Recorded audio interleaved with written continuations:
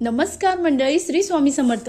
बघा मंडळी, आजपासून मार्गशीर्ष महिन्याला सुरुवात झाली आहे. मार्गशीर्ष महिन्यामध्ये महिलांना या चुका चुकूनही करायच्या नाही. असं केलं ना, आपण कितीही व्रत करा, उपवास करा, अगदी मनोभावे पूजा करा, तरीही याचं फळ आपल्याला भेटत नाही. त्या कोणत्या चुका आपण ते बघू. बघा मंडळी, सगळ्यात प्रथम आपल्याला जर उपवास करायचा असेल तर मांसाहार करायचं नाही. उपवास केला नाही केला तरी चालेल, पण या महिन्यामध्ये मांसाहार करायचं नाही. त्यासोबतच आपल्याला रोज संध्याकाळी चुकूनही झाडू लावायचा नाही. आपण संध्याकाळी आपल्याला सवय असते 5-6च्या नंतर जर झाडू लावायचं असेल तर तुम्ही 3-4च्या आधी झाडू लावू शकतात. त्यानंतर तुम्हाला झाडू लावायचं नाही किंवा झाडायचं नाही.